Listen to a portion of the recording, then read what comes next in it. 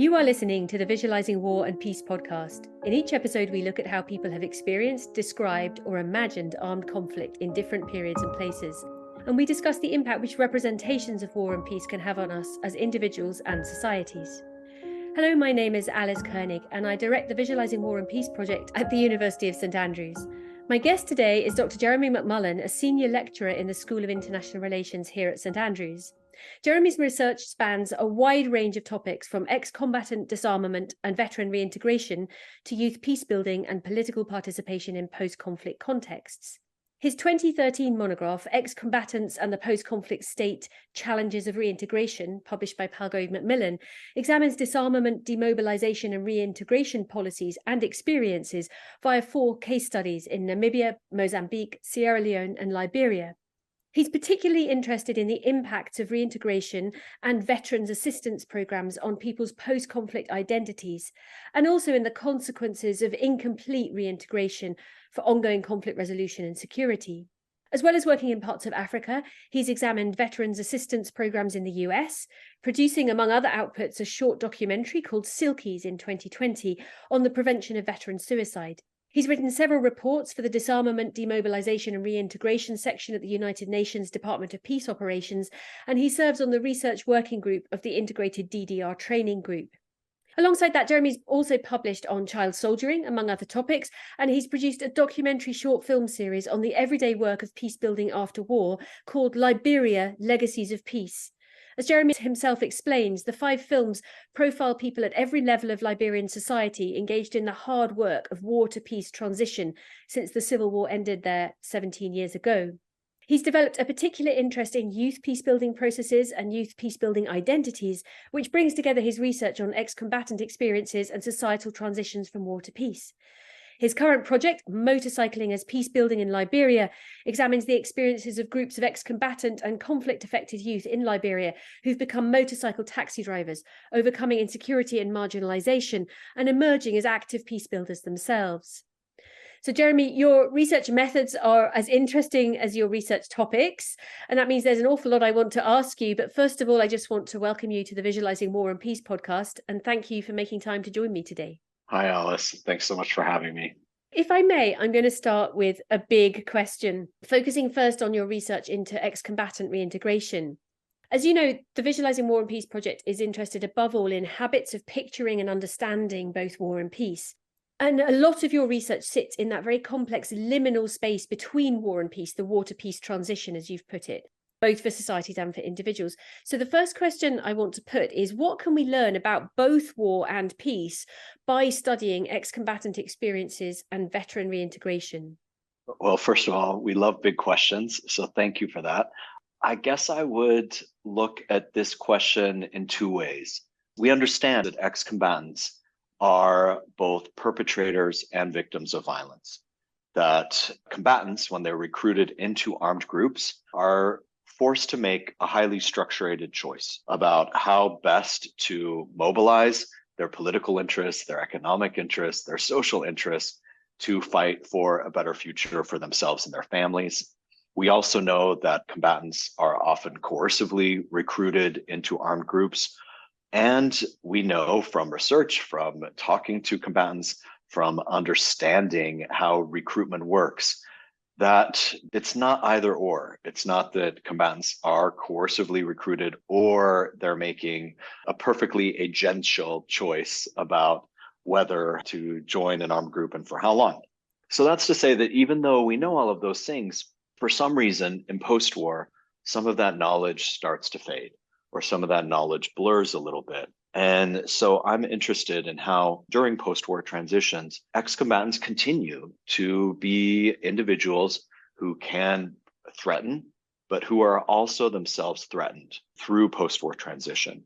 They can be extremely vulnerable to the several forms of violence that post-war transition can take.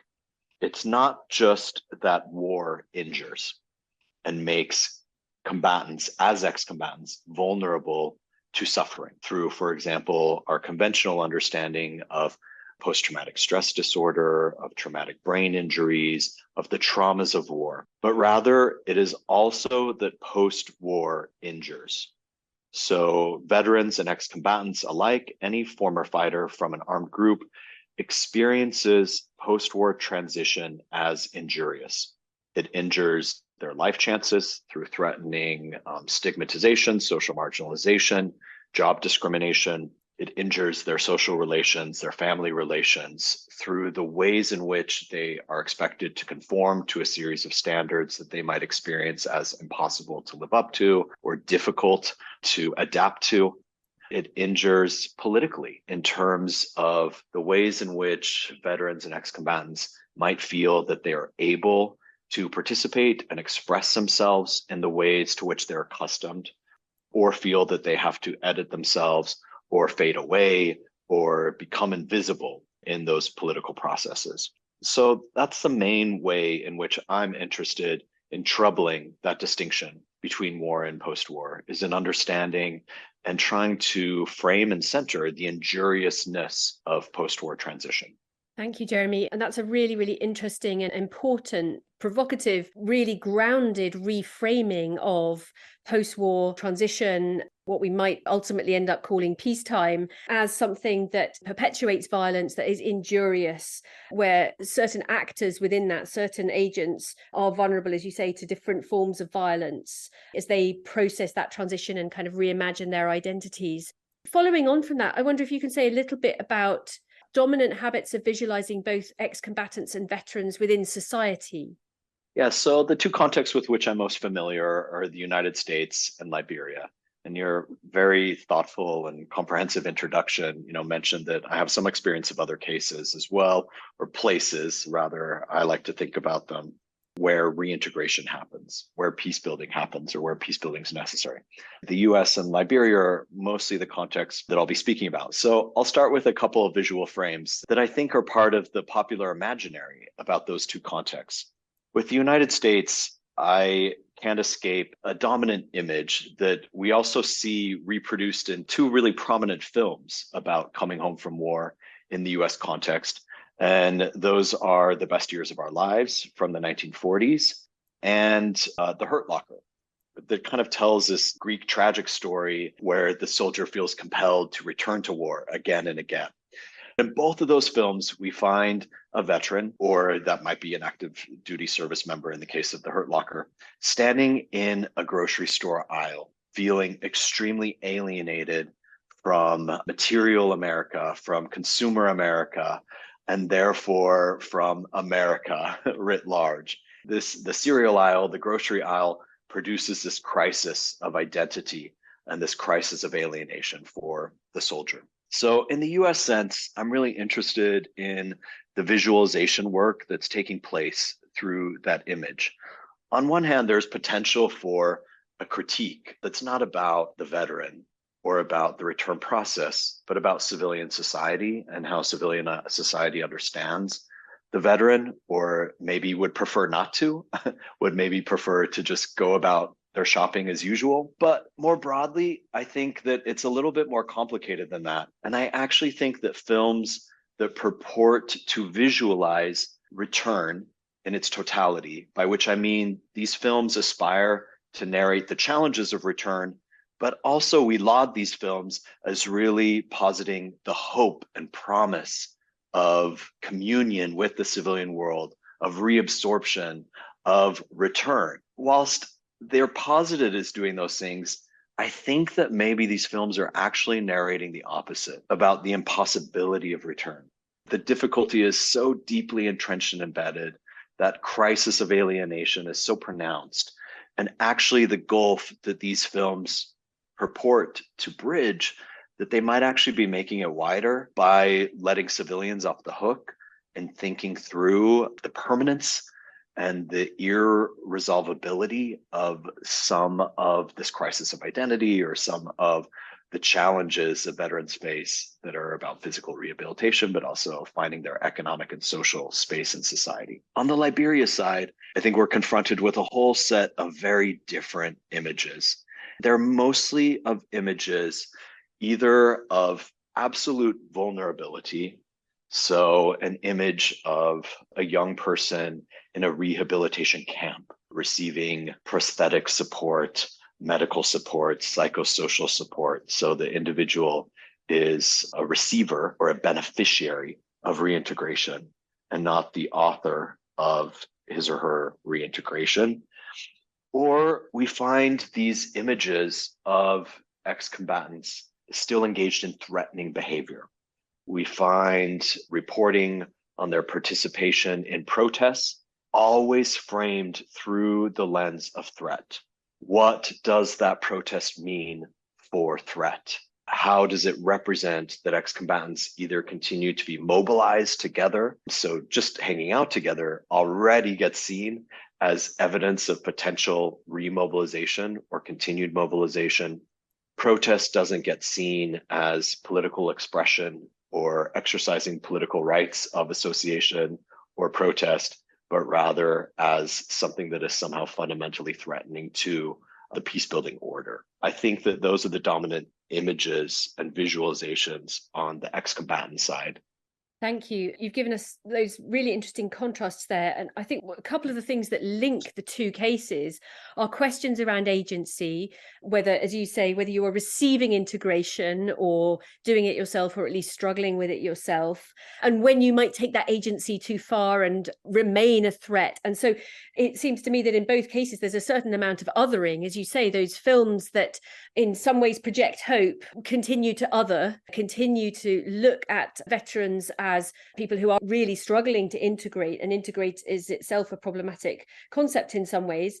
We'll talk about that a bit more in a minute, but that's a really helpful overview of these challenges of identity that other people, that civilians, also storytelling in fiction, as well as responses to political protests and so on, impose on ex-combatants and veterans.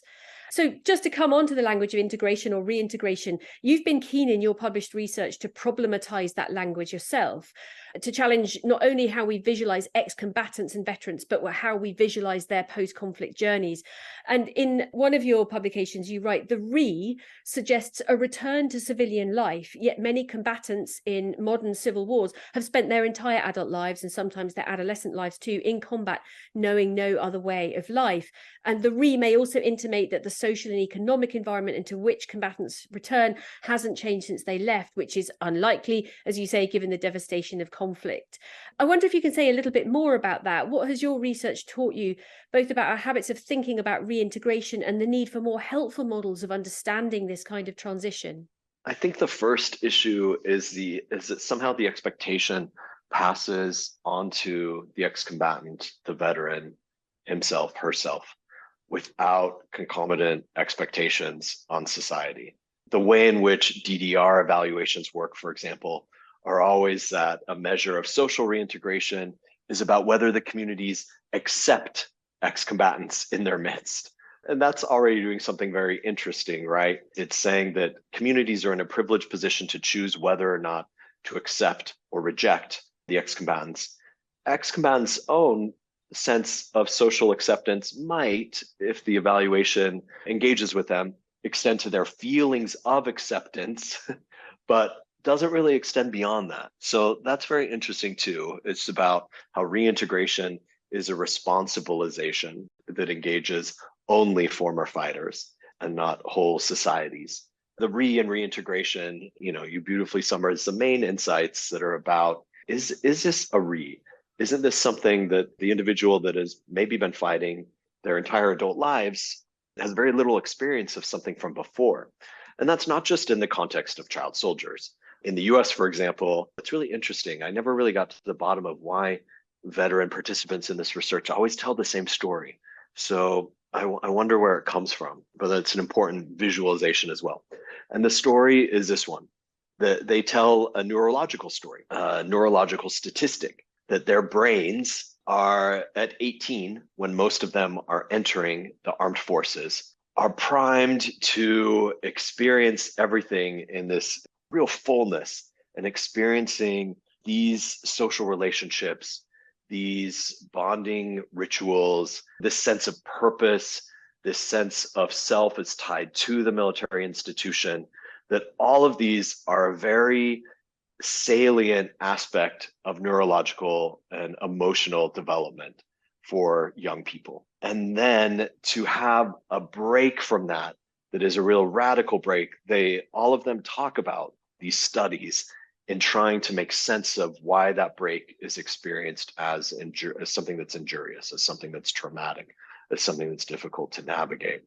So that's part of it too. I think the final piece that I want to emphasize is that I'm very interested, and I'm not alone here. Other work on reintegration has looked at reintegration as actually a process of remarginalization rather than as reintegration. And people have looked at that also within the field of peace studies more generally. So in teaching, I assign a book chapter by Betts Featherston that reviews peace studies work by Burton, by Galtung, by Lederach, people that we think, oh, really figured it out.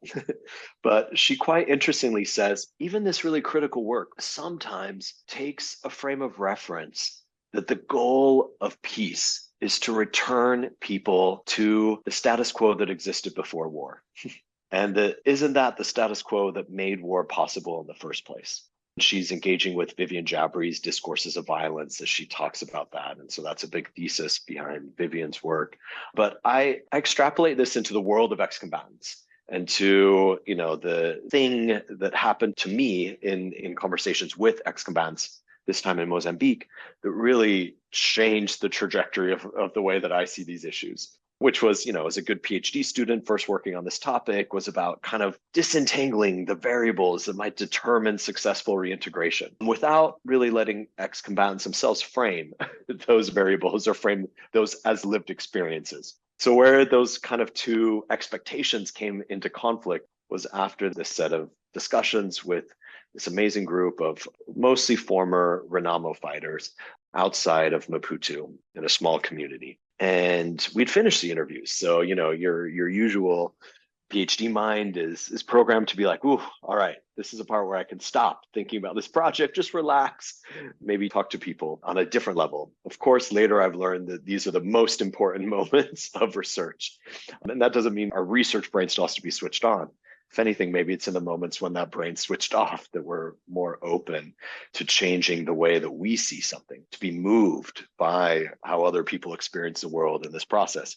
So anyway, they asked, did you learn what you expected to learn from us? Or did you get what you wanted from this experience? Which is already a really interesting reflection on how our research participants kind of perceive research as kind of this game of data extraction of, oh, you're coming into an environment looking to get something or maybe learn something to then take that learn something away. So that question itself is kind of haunting. But then what happened afterwards that kind of became a joke is really what structured all of the research that's come after that.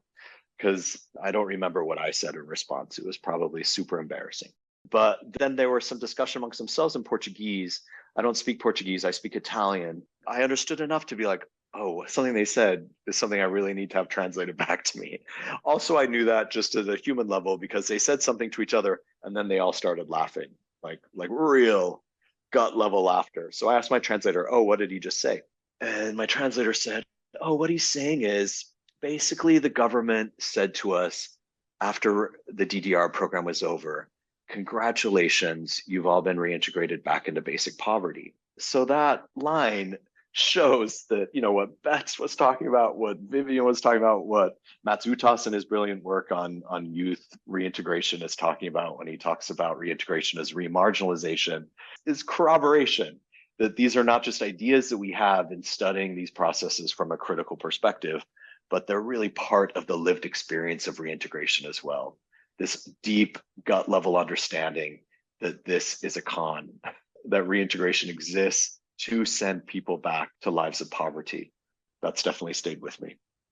Gosh, there's so much to unpack there. That idea of a return to a status quo, as you say, that is actually productive of conflict, but a return to a status quo that's also marginalized.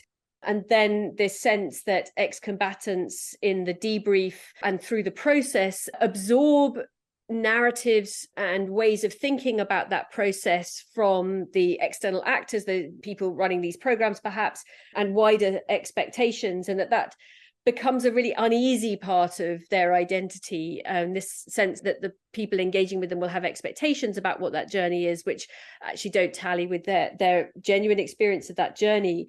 So that brings me on to another question about these DDR programs. In your 2013 book on ex-combatants and the post-conflict state, you draw attention to the fact that we've seen a lot of new investment in and institutionalization of disarmament, demobilisation and reintegration practices.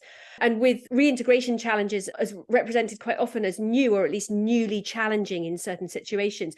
But you also argue that we can learn a lot from a long history of veteran experiences and reintegration. So I wonder if you can say a bit more about that. Why is ex-combatant reintegration seen as particularly challenging in some parts of the world today, and is something that's almost new? And what can history usefully teach us about better and worse approaches? Yeah, so that newness is really interesting, right? And it was that newness that I was contending with as an international relations PhD student many years ago, just starting to grapple with the concept of ex-combatant reintegration. Because it struck me that now as teachers also, we almost come to dread the line that begins every student essay that since the end of the Cold War is the line, ... That's a visualization, right?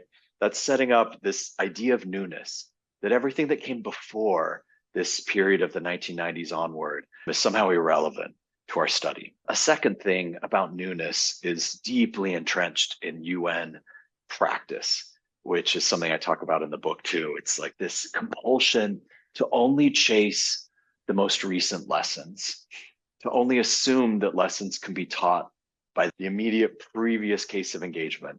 So we see that a lot in Liberia. A lot of the Liberian DDR is structured in a way to respond to perceived failures of the Sierra Leonean DDR, which immediately preceded it in time. And then in my work, I do a lot of this work like in seminars about DDR training with the UN and writing these evaluations of DDR projects. I might try to be like, I really want to talk to you about Namibia, which we're still talking about the recent past, right? We're still talking since the end of the Cold War in those terms. And they'll really look at me like, what? And no, yeah, we're listening to you, but we're not going to do that. Our frame of thinking is only about this. But more than that, it's about, the temporal and spatial practices that are enabled when we say that veterans' experiences are irrelevant to or divorced from quote unquote ex-combatant experiences, even that terminology. So I think is something that I talk about as one of distancing. You talked about othering. Our veterans, I'm a white man from North America, transplanted to the UK. So our veterans, thinking about Euro-American veterans, they're combatants, former fighters from the global South. Our veterans have access to long-term care and rights to long-term care that were fought for by those veterans through protest and association. Their combatants have short-term DDR programs and do not have rights to long-term forms of social safety net support. In fact, when they agitate for those rights, it's framed as threatening. So their protest, their association is also framed as other. So that's a big part of this topic as well. In DDR programs, certainly this was the case with the DDR programs that I've studied, ex-combatants don't get to associate really as ex-combatants. The distinctions between ex-combatants and veterans become very visual, narrative, social, and structural. What do I mean? They don't really get to be ex-combatants even, because if they associate together, even if they get jobs, if they have visibility in their communities, if they're people that other people go to resolve problems, that only gets seen in terms of their status as a former combatant. And it gets interpreted as ongoing proof of their combatanthood, not their ex-combatanthood, proof of their ongoing combatanthood. They stay forever as combatants in those discourses. And that's something that I hope, if my research has a contribution, is to push back against some of those narratives and some of those habits of visualizing ex-combatants, to create space where we understand that ex-combatanthood is, by definition, an expression of peace. The combatant is in the past. But so it's very interesting that DDR programs want to go through a lot of effort to declare themselves over. They even have these closing ceremonies often where they announce, now is the time that reintegration is over. Even though we understand that reintegration is a lifelong, difficult, arduous, and like I said before, injurious process. Ta-da, we did it, over. Not only that, these closing ceremonies are designed in a really disciplinary way to structure the way in which society and ex-combatants both think about ex-combatants because they announce things like, and this happened in the Liberian closing ceremony that was held after programs there were concluded, a series of officials, UN officials and Liberian officials get up to say, we will no longer even speak about ex-combatants. That period is over. So that suggests that there can be no reconciliation, there can be no reintegration, because that part of someone's identity becomes taboo, becomes a security threat even. Yeah, and so there's a form of erasure as well as marginalization going on there. And you've really drawn out partly geographical differences between global north and global south, and habits of thinking and framing that are ingrained and imposed, but also these temporal issues of the paradox in that on the one hand, it's important to understand there being a transition and a forward momentum from combatant to ex-combatant, but that has to go hand in hand with an understanding that this is a lifelong journey and therefore requires lifelong support and lifelong understanding, and that cutting that caesura in certain ways can be very harmful and injurious, as you say. Jaremey, I wonder, you've mentioned the sort of comparisons between Sierra Leone and Liberia a little bit. I wonder if you can dig a little bit more into what you've learnt about the differences and the similarities of DDR programs in Namibia, Mozambique, Sierra Leone, and Liberia. In your book, you draw attention to overlaps, but also contrasts. So it'd be interesting to hear a little bit more about that. So I've spent most of the previous time in this chat talking about similarities that might connect the way that the UN operates, the way that the UN and other international actors see ex-combatants. So I could draw out a few contrasts between these cases of Liberia, Sierra Leone, Namibia, and Mozambique. In a lot of the cases, some innovative things are happening as well. So for example, Namibia, at the time, the UN didn't think it really needed to support the reintegration process. So it wasn't really involved. And there, Namibians mostly use the word veteran to describe the veterans of the independence struggle against South Africa. Because the party in power is the party of those veterans clamored for their needs. They lobbied for those needs consistently, eventually effectively. So the Namibian government had a lot of starts and stops, a lot of failed attempts. What's interesting is that those initial attempts that failed are very similar to the DDR programs that have basically become the model. And I'd argue that that's still the model today, that centers on vocational training, that centers on short-term, targeted, sometimes community-based, non-targeted support, but again, geared around some small agricultural assistance or educational opportunities or vocational training. Those efforts largely failed in Namibia. What the veterans were saying is, we don't need this short-term training and things that we're not good at or have no experience of. We need jobs. We need money to support our families. To have that support, we need jobs. So the Namibian government basically decided to give all veterans who wanted one a job in the public sector. And that's what happened. And that was incredibly effective at both calming the protests, although it's interesting that then the subsequent rounds of protests are more around pensions and healthcare as those veterans have aged. Both of those experiences speak to the long-term relevance of reintegration and the long-term relevance of ex-combatant identity or veteran identity to someone's life, to their life trajectory as they move on. It's interesting that job creation still continues to be so deprioritized. Do we want each state, I don't know who I mean even by saying we, do I envisage a world where it's possible in each state for an ex-combatant to be given a job in the public sector? That might be tough, especially in a place like Liberia, where ultimately 100,000 people signed on to the DDR process, although we know that not all of those individuals were combatants during the conflict. But it is to say that it's interesting which kinds of support get prioritized and which don't. And where Liberia did experiment with giving ex-combatants jobs through road rehabilitation projects in which ex-combatants teamed up with community members to do road brushing, to do basic road maintenance, rehabilitation, and building. Those programs went very well. That was the aspect of the Liberian reintegration project that was evaluated as one of the most effective components. So all of this evidence that job creation can work can achieve integrative results across political, economic, and social reintegration metrics, but still continues to be so deprioritized by how the UN and its partners work.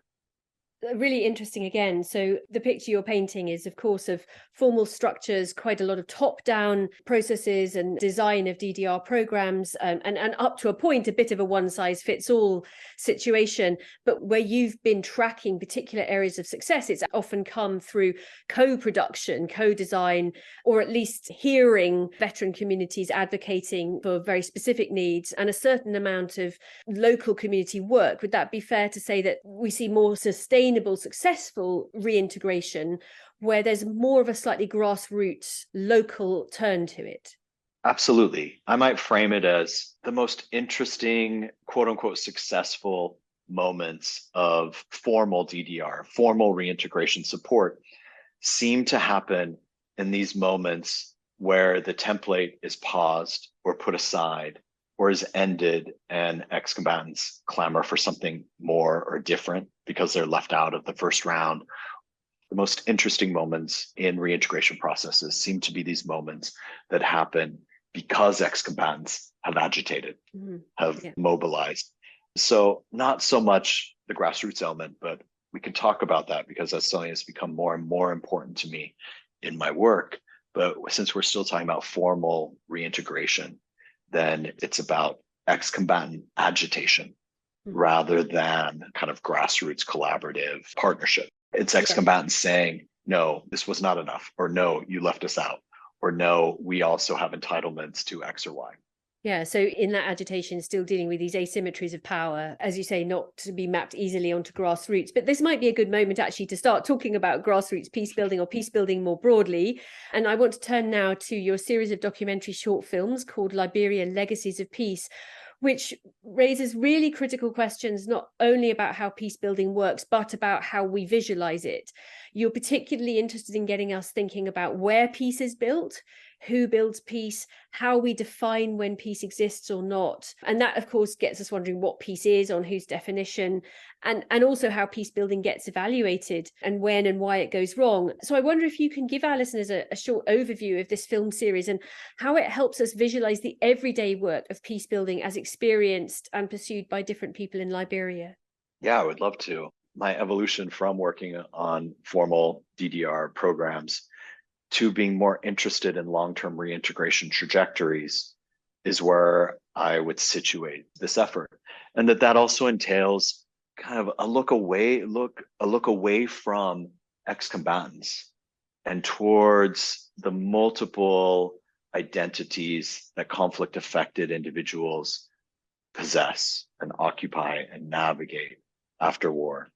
And they could still be ex-combatants. They could be child soldiers. They could be adult combatants who are navigating a precarious return to some kind of economic livelihood over a very long period of time. But in this series, I wanted to profile different types of people that were engaged in navigating post-conflict transition. And that what I was hoping to announce or to frame in the films through centering some of the lived experiences of these groups is the idea that this is not a passive navigation. This is not just reactive navigation of post-war challenges, that navigation is what peace building is. That's what peace building entails.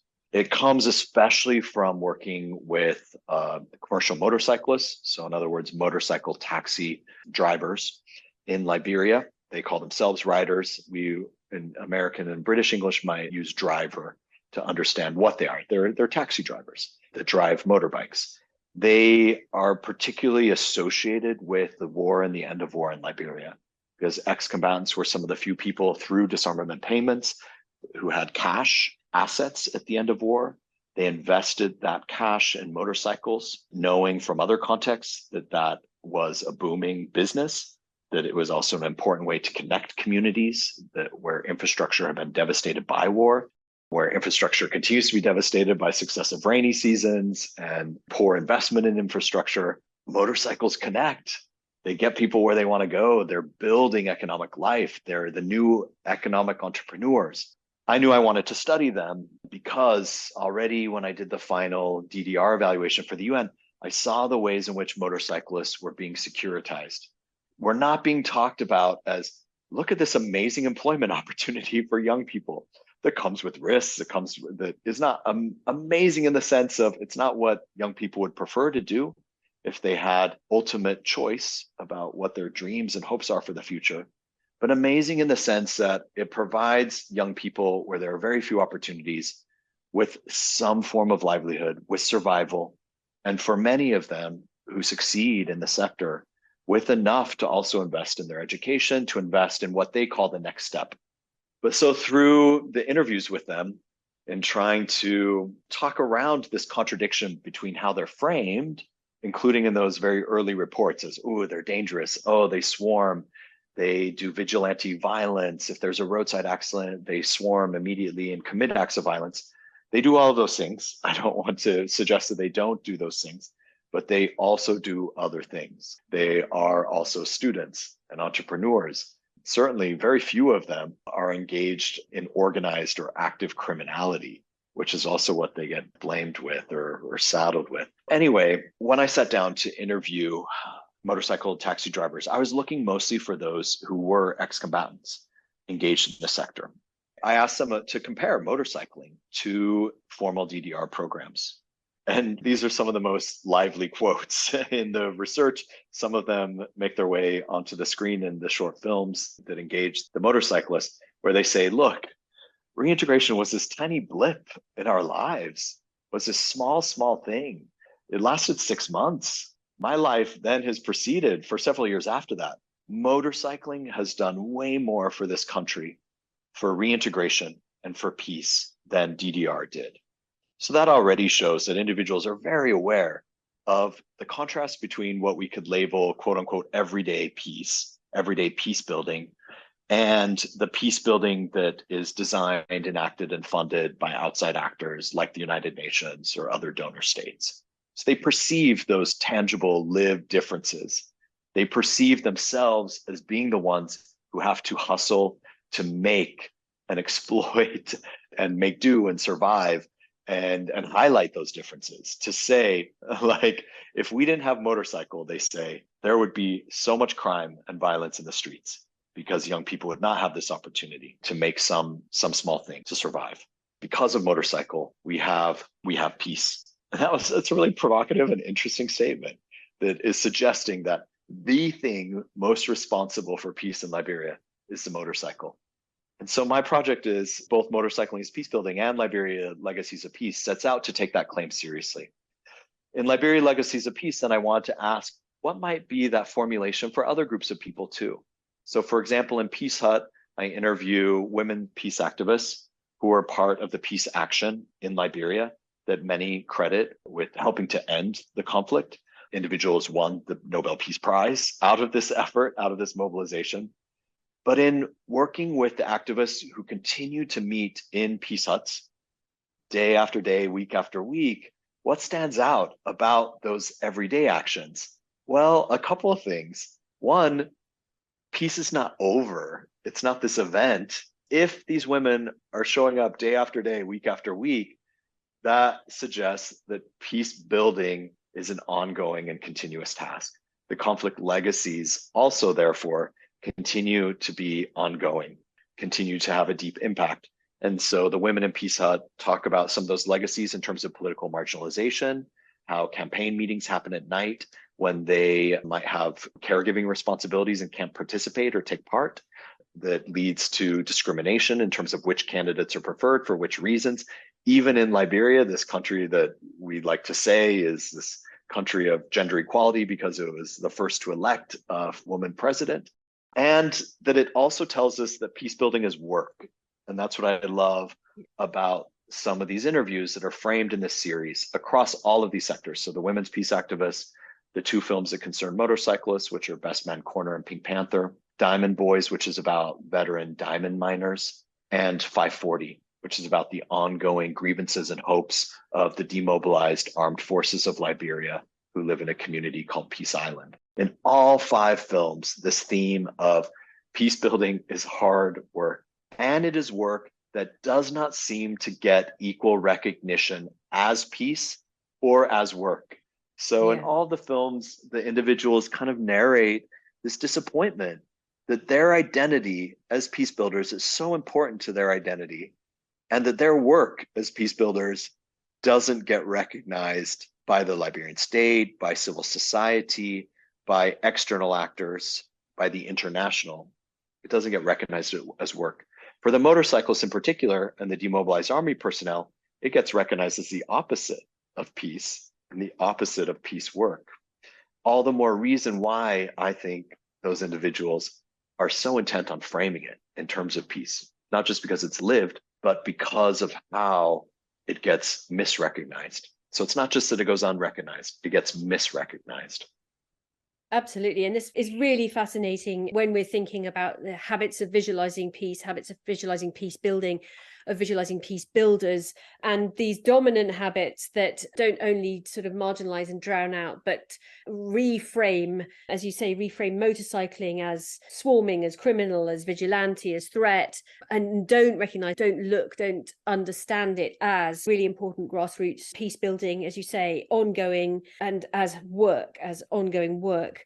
That really helps us think through our assumptions about what peace building work looks like. I wonder if you can say a little bit more about the cross-border context of some of the motorcycling industry that you've been looking at, borders between Liberia, Cote d'Ivoire, Sierra Leone and Ghana, and the way in which the motorcycle industry is potentially facilitating dialogue and reducing conflict, particularly in border regions. Yeah, so the Out of Motorcycling is Peace Building, which is a project that was funded by the Scottish Funding Council's ODA GCRF scheme, came these insights about border and border communities. With the motorcycling project, my local research partners, Platform for Dialogue and Peace, which is an excellent peace building NGO based in Liberia, Platform for Dialogue and Peace, and I made a point of selecting research sites that were not just located in Monrovia, the capital. If motorcycling plays this role of connecting rural communities, our thinking and the motorcyclist's own thinking, of course, which is motivating our thinking, is that this is important work in rural areas. And so we wanted to make a point of getting to rural areas and semi-urban areas across Liberia. In doing that work, then that's taking us to border communities. And then this whole new set of issues and identities for the cyclists as peace builders start to emerge, because these cyclists understand themselves as being positioned as conflict resolution actors, including helping cross-border women traders who are seeking to transport goods over the border and might be facing a bribe from the border officials. And the motorcyclists see themselves as intervening and facilitating, literally mediating a dialogue between the security services and regular people that are looking to just exercise their free movement and free border crossing rights safely and without exploitation. So that got articulated to us. The ongoing needs for cross-border peace got articulated to us as well. Again, speaking of visualization, not in the ways that we imagine cross-border threats to be. So in Monrovia, if I'm interviewing an embassy official or a government official and they know that I'm going to a cross-border community, they're going to talk to me about illegal migration. They're going to talk to me about trafficking of people and of contraband. They're going to talk to me about organized criminality. They're going to suggest that young people, and especially the motorcyclists, are the perpetrators of these threatening acts that are unstable and insecure. If you go to border communities, such a different narrative of security emerges, where it's not young people or the illegal flow of people, goods, or criminality that is centered. It's the difficulties and dangers that they face with so-called security providers themselves. So in listening to motorcyclists, we also shift understandings of what security is, what peace is, and who provides it and how. So that became really important too. Out of that, how we approached wanting to do a continuation project, and we're fortunate to have this project also funded by the SFC framework, was about cross-border dialogue. and cross-border peace building focused on young people. So we took as a starting point the idea that young people are peace builders. Young people see themselves as peace builders. Therefore, young people are going to have interesting and ingenious perspectives on how to build peace in border communities. And those assumptions were borne out through these dialogue projects. And because the dialogue projects also instituted something that was formal, we're doing a research project, but we're also doing an impact generation project. We're convening dialogue groups over 3 days of workshops that are dialogues, that are discussions. It's conflict resolution training for the 20 participants in each of 6 project sites. Those individuals then left those dialogues feeling trained, feeling that there was also something additional. They already identified as peace builders, but we've noticed in doing follow-up how the workshops also provide them with the tools and the experiences to claim that identity in a more structured and formal way, and also to create a peace building network across different communities so the young people are engaged in, so that then they come into, as part of the dialogues, we brought the security services in to listen to young people narrate their own understandings of how the security services threaten peace in the area, do not just provide peace and security, but threaten it. And those led to some very uncomfortable role plays and some very spicy discussions that were always navigated expertly by the young people, but real moments to speak truth to power.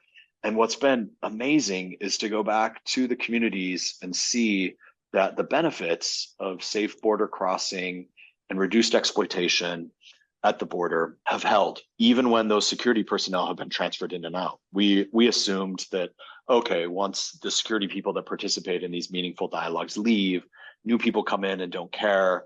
But the people that participated in these cross-border dialogues, led by cross-border women traders, and by the motorcyclists, who are mostly men, almost predominantly men in Liberia, they're the 2 groups that are at the forefront of making sure that these benefits of safe border crossing and non-exploitative border crossing are passed on, and having tough conversations with new security officials. And if you want to get along in this community, if you want to be part of this community, these gains need to be kept at this border crossing. So that's been really interesting to see too, how people claim issues as ones of peace, demand recognition for their own peace work, and demand sustainability for that work. That's really interesting too, right? And also highlights how peace building is work that demands that it be constantly iterated, constantly renegotiated, constantly re-recognized. Yeah, part of the work of peace building as challenging assumptions about what peace looks like and peace building involves, and then establishing new narratives which other people will pass on, and the ripple effect continues. And it's such important research with huge impacts, as you've been talking about. You mentioned the Platform for Dialogue and Peace, the NGO, which you're working with. You and they have been engaging, obviously, in these participatory research. And I know that one of your research questions is very much, how can research approaches better collaborate with youth actors, but also to draw on their expertise, but also to ensure that it's their voices and not simply research voices which are heard. And this is a topic we're really interested in at the Visualising War and Peace project, the inclusion of young people in knowledge production and decision making and reframing around peace and conflict. You published an article in 2021 called Hustling, Cycling, Peace Building, where young ex-combatants turned motorcyclists get the opportunity, or one of them got the opportunity, to narrate his own story, and, as you put it, as a political subject and knowledge producer, then shape future research questions, inform the data analysis, influence the publication of key findings. Can you tell us a little bit more about that? What do we gain from this approach, and how can we embed it further in future research practice? Yeah, so across several disciplines, we would refer to this as participatory action research. So we can talk about the participatory side, but maybe we also really want to talk about the action side as well. And what this research is doing, independent of what I'm doing or P40P are doing, which I'll get to in a second, is to insist that this has to entail a move beyond voice and beyond discussion of voice. That the whole research enterprise, if it aspires to be critical and critically engaged with research participants, is about centering their voice or narrating their voice. And I discuss reasons for that if any listeners are interested. I have prolonged sections in both the Hustling, Cycling, Peacebuilding article and one of my articles about a US group I've worked with called the Irreverent Warriors, and that article is called Decent and Indecent Exposures. Both articles have lengthy sections where I try to talk about voice and problematize voice, its potential, but also its pitfalls, how voice sometimes passes into this uncomfortable territory where we assume that the voices of our research participants only matter once we frame them and tell them and disseminate them, or they only matter once we theorize them. So if we don't theorize them ourselves, so what we're doing is we're assuming that they aren't already theoretical.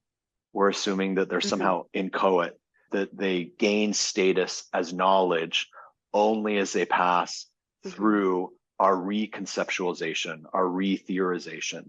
So PAR, as I understand it, and I'm very motivated by Indigenous scholars, by Black women scholars who have articulated some of these concerns and demands and innovations about how to work. And so what's really important, I think, for someone like me, who is a white man from North America, is that the idea behind participatory action research is not less encounter.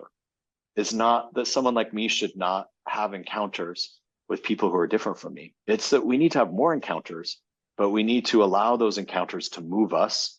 And I mean that in both the emotional, affective way, and let those emotions kind of sit in our research, but also they have to move us in terms of they need to move the research design.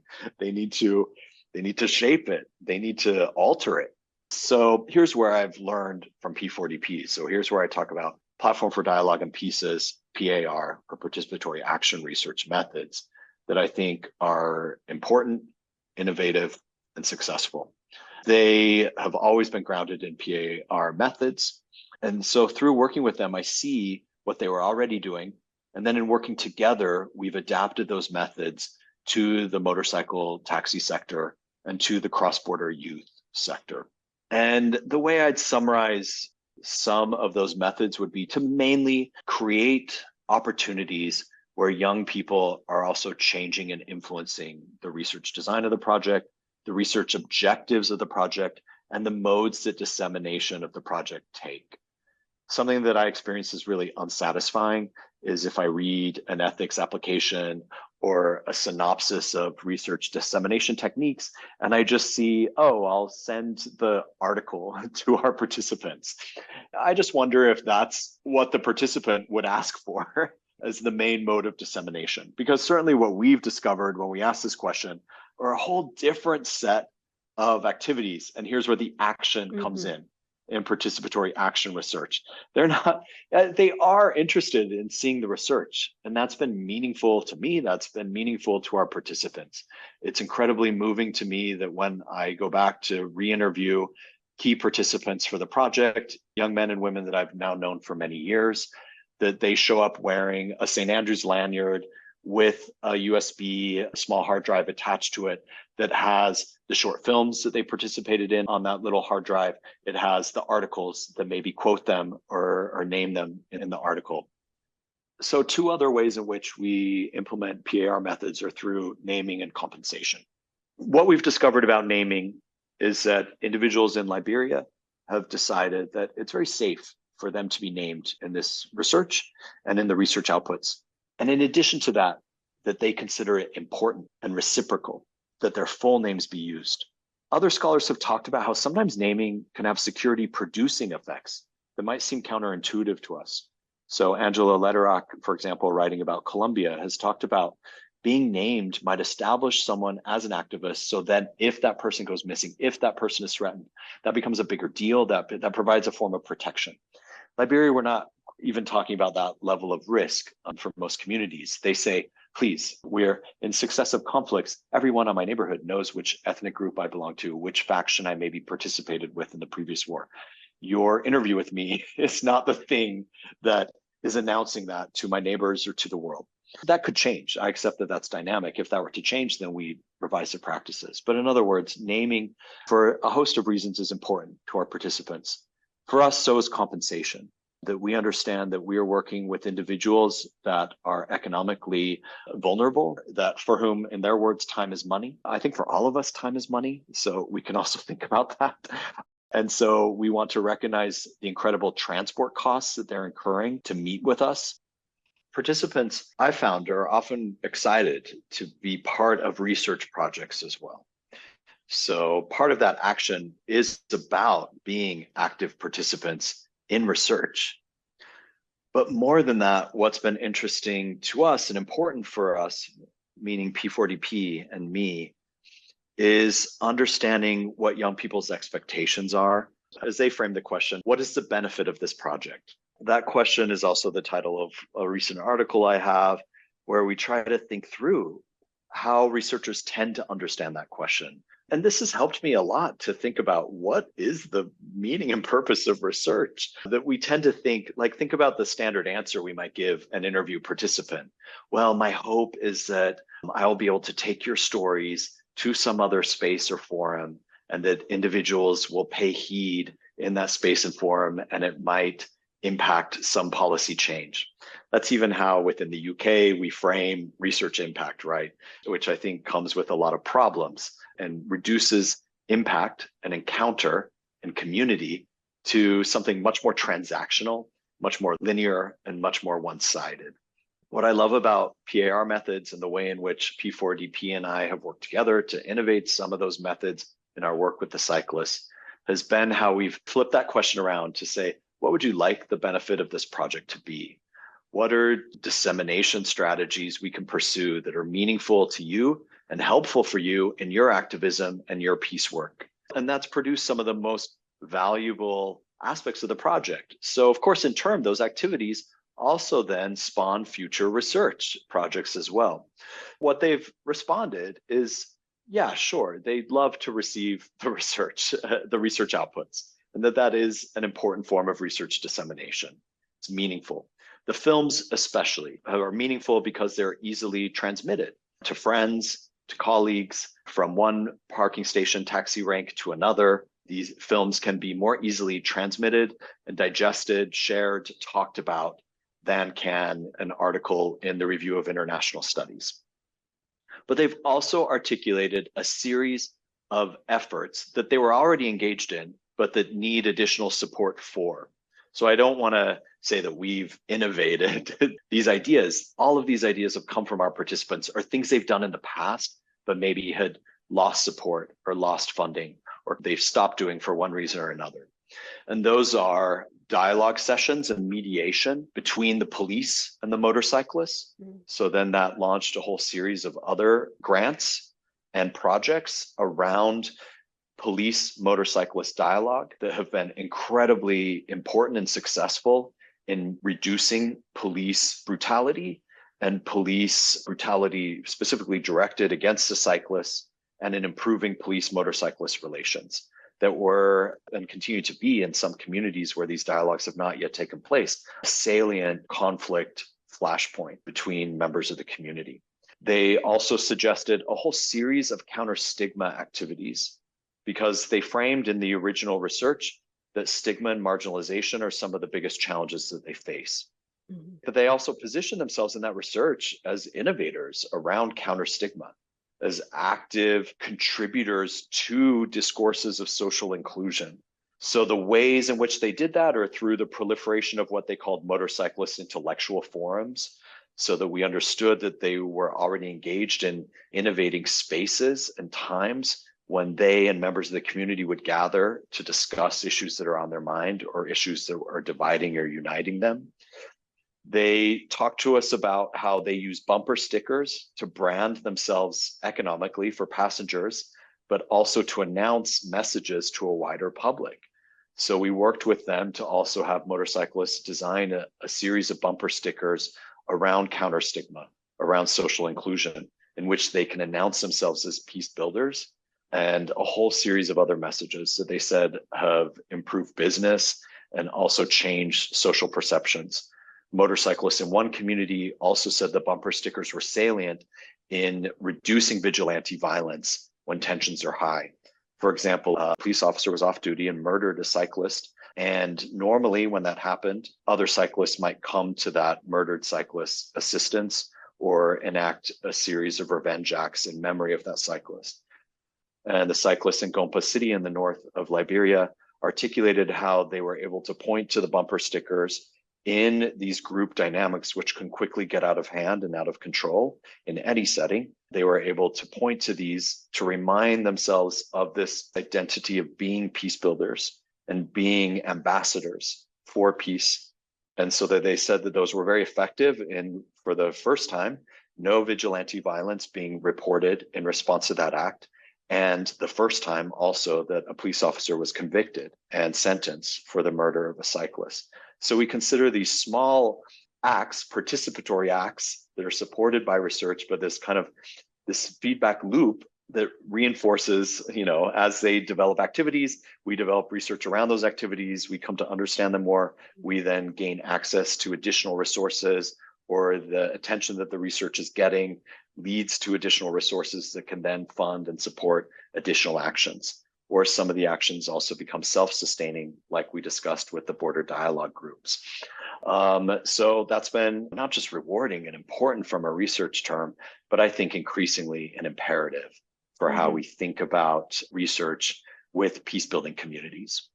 Yeah, absolutely. And I know that you've actually been involving some University of St Andrews students in the bumper sticker project as well. So youth peace building in more than one location. And Jaremey, there you've really shown us what the rewards are, what the benefits are, what the impact is of moving from the one end of the spectrum, which is treating young peace builders as objects of study, to having young peace builders, motorcyclists, other groups as well, really drive the articulation of the goals, aims of the project, drive the research questions, and as you say, drive future research directions as well. And that really is where co-production of knowledge, becomes real and isn't framed by a sort of a slightly top-down process that's structured and directed by mainly academic voices. I want to ask just one more question, if I may, as we bring the conversation to a close. You've taken us on a really fascinating journey through thinking through identities and habits of picturing and visualizing ex-combatants and veterans, through to thinking in really unsettling, challenging, radically and importantly different ways about peace building itself, peace building as work, peace building as process, and who peace builders are and what activities and what groups we might recognize importantly as peace builders. I wonder if you could just reflect, to bring our conversation to a close, on what work there still is to do in these spaces that we've talked about, in ex-combatant reintegration, youth peace building, and these participatory action research methods. That's a huge question, but in a nutshell, where do you see your research going next? I hope to continue to just do the same kind of research for a very long time, including with these same individuals.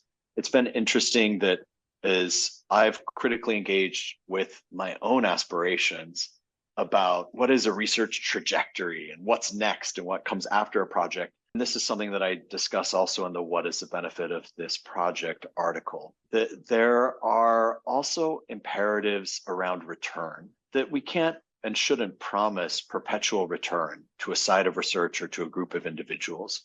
And it's also fine if we also want to work on other things.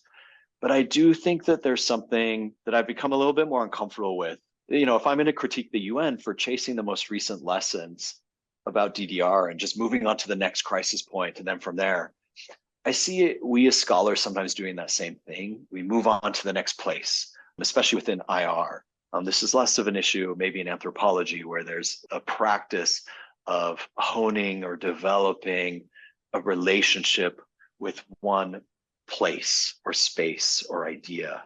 And in IR, I don't know, maybe we're a bit more restless. We move on. There's a colonizing impulse that I see there, that we're not content to just think through the next set of questions with a group of participants. So I see that as maybe part of the arrangement, maybe part of, I almost want to say contractual arrangement on my part, my indebtedness to research participants that have participated in films, that have been interviewed again and again and again.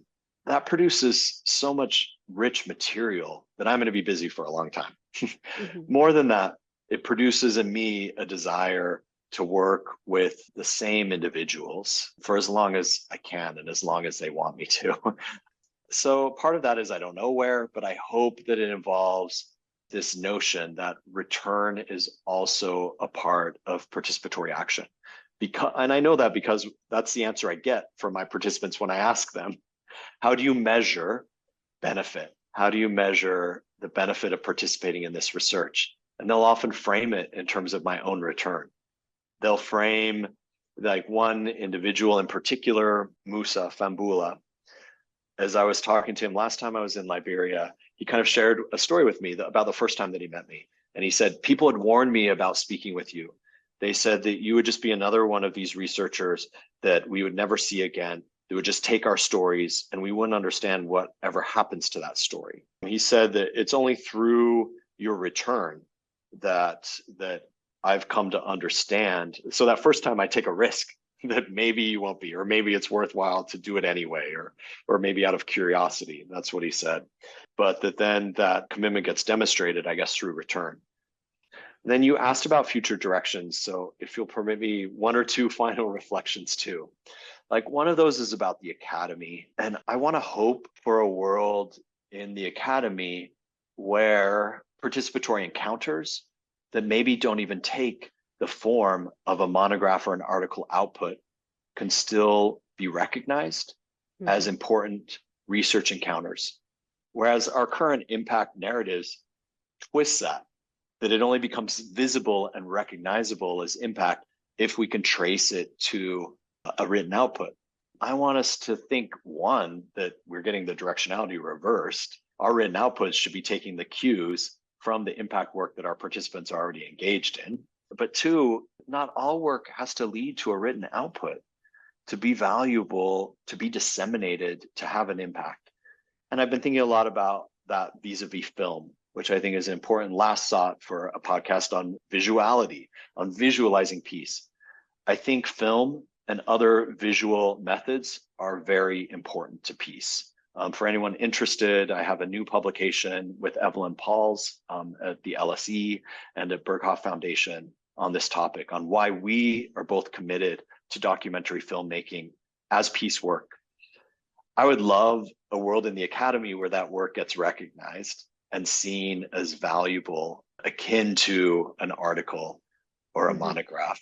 I won't hold my breath for that world, and I'll still do that work. I still hope for that world. So a question about futures, I think, includes hope for different kinds of academic worlds, including for ourselves as staff, that are more recognized, can be created. And that's also motivated by discourses about recognition that come from motorcyclist participants and cross-border women traders participants who emphasize this. It's led me to believe that, to understand that recognition is important to us too. And we're currently in an academic world where we lack recognition for a lot of the work that we do, and where, interestingly, our labor is also unrecognized. Our workloads are unmanageable. So that's how I relate these things. If peace building work is work, teaching and research is also work that often gets misrecognized and unrecognized. And so, yeah, my hopes as I do these next project are also that more people will take film seriously, will grapple with the potential benefits of film, but also the status of film as research, as a research output, I think is part of that discussion too. Thank you so much, Jaremey. And I couldn't agree more about those remarks you've made about outputs, where, the bizarre situation is your film work might be considered an impact, but not a research output, when in fact it's both, and that we really need to break down the barriers of this. And as you say, think about impact driving research, think about engagement in the field driving research. And in the conversation as a whole, we've talked about two kinds of return. We talked about, right at the start, we talked about the fantasy of a return to a prior pre-conflict state that's projected through these DDR programs, through the idea of reintegration and a return to some kind of peace or some kind of environment that existed before a conflict. But we've also talked about a much richer, more profound kind of return, and that return to an ongoing relationship that enables all participants to make progress in that work of peace and make progress in recognizing different things as peace and as peace building. Jaremey, thank you so much for an incredibly rich, interesting conversation. Your work is really helping to break ground on research methods as well as habits of visualizing peace and peace building, thinking about that transition, some war to peace transitions as injurious, as violent, but also thinking about war to peace transitions as very much participatory, very much action, very much work that all sorts of people can get involved in and reframe and reimagine. And as you say, very importantly, get recognition for. So I'm hugely grateful to you for sharing your work and your time. And there is so much of your written material and your film short documentaries, listeners, to dig into. And we'll have all of those links in the episode notes. Thanks so much for having me. I've loved being able to talk about that. I love the generosity that you and your whole team of students gives just to summarizing my work, other people's work. Longtime listener, first time caller, I could describe myself as, and I've really appreciated the conversation. So thanks. It's my pleasure. Thank you to you also, our listeners, for joining us again. We've got more episodes coming up over the autumn and winter as we continue to explore different experiences and visualizations of conflict and peace building. So please do keep tuning in. If you'd like to support the project, please do share and subscribe to the show on whatever platform you use to listen to podcasts. And please do leave us a rating and review if you can. It helps other people find the show. If you'd like to join the conversation further, you can email Jaremey or follow us on social media or email us directly at viswar@standrews.ac.uk. Our theme music was composed by Jonathan Young. The show was mixed by Zafir Gertin. Thank you for listening.